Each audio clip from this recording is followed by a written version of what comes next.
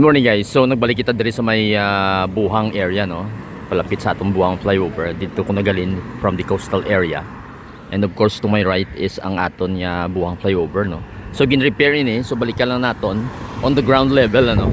So currently may gimbutan sila diri guys nga sign.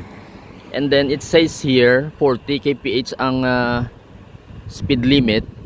Kag daw gin pattern na nila sa Ungkap flyover no. So hindi pwede ang mga motorcycles, tricycles, bicycles, e-bikes. Ang isa do hindi ko mabasahan. May tatlo pa ka ano, transit trucks ko no. Kagaang siguro mga heavy trucks ano.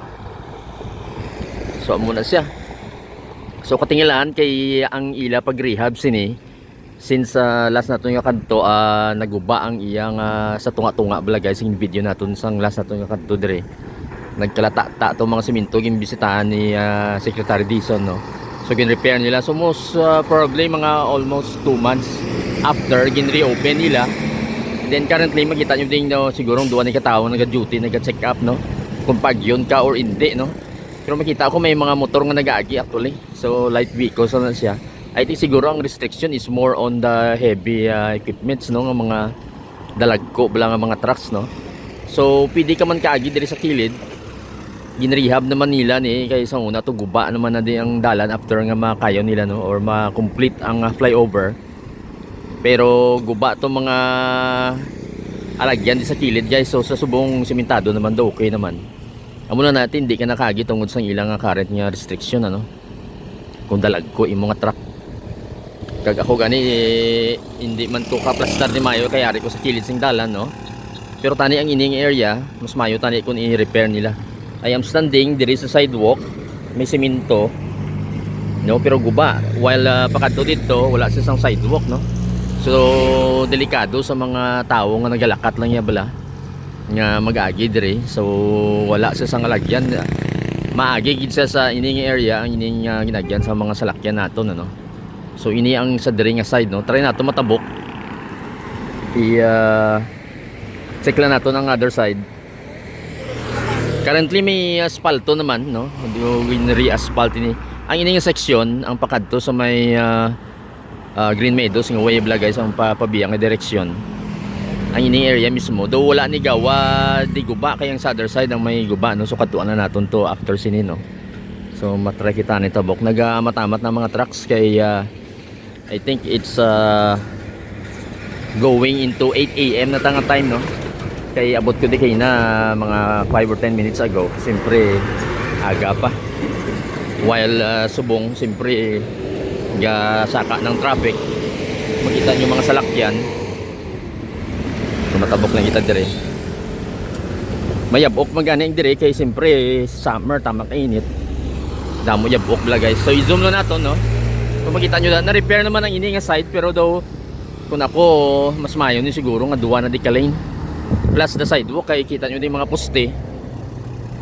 Daw pwede na ni nga maklasify di sa kilid nga daw butan na isang sidewalk bla nga extra nga sa siguro mga 1.5 meters no nga pang sidewalk lang.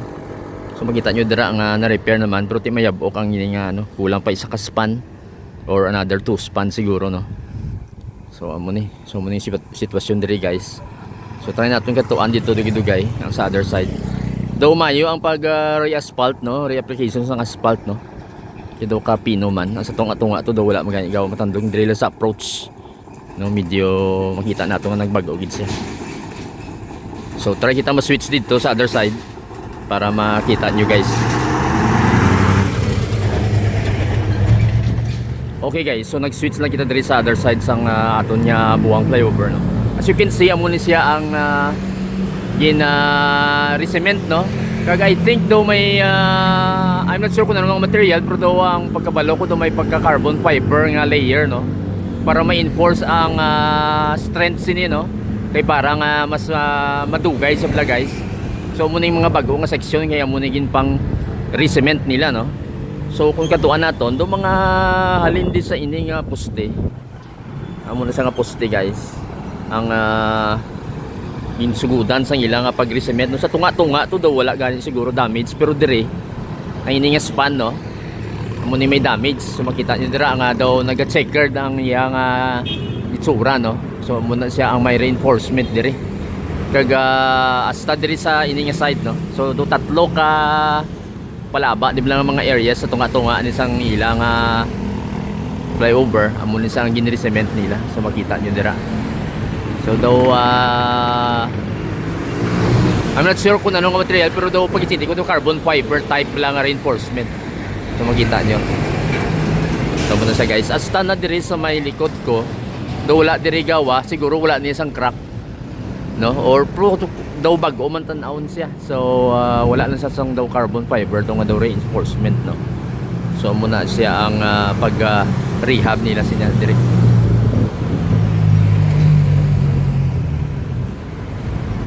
So do okay man so far ang ilang pag-ubra no? And then as usual ang aton diri nga dalom sininami man ang pagsiminto both sides diri nga area kag sa other side ano. So do okay man. Medyo heavy ng traffic kay mga more or less mga 8 AM na ni siguro nga time na no. So makita nyo dira. As well as dito sa Piaka side I think daw ginrehab man nila no.